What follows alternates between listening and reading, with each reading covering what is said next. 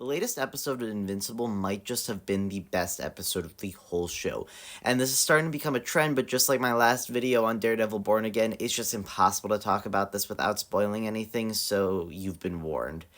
And I think the most powerful part of this episode is just how well they show the chaos, the carnage, the destruction, as all these Invincible variants are just ravaging this world, tearing it apart, killing so many people, and how psychotic they are. The stuff they say is wild, so evil.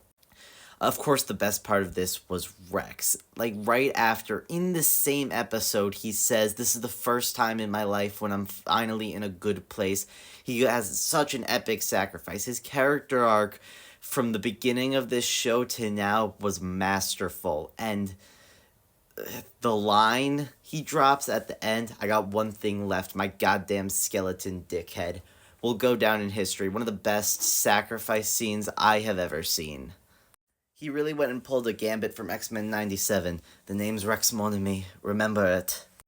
I also love Cecil's role in this episode. We haven't seen him in a while, but we're through the filler to the main stuff.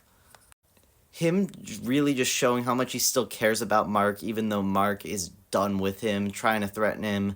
But, like, what he says is really cool. And also, to all of you people who were hating on Cecil weeks ago, I feel like those contingencies against Invincible came in handy, huh?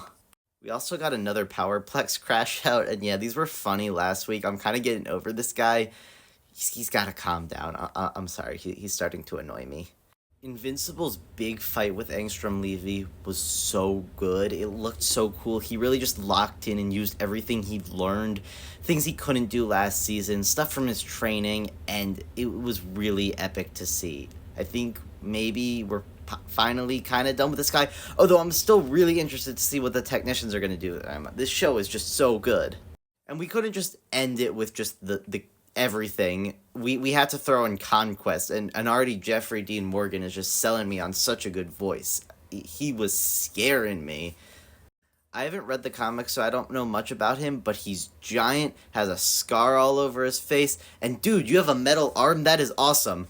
He's gonna pose a real problem for Invincible and just this plan. I cannot wait for the final episode of this season. This might just be the best season of Invincible so far. Let me know your thoughts in the comments and follow.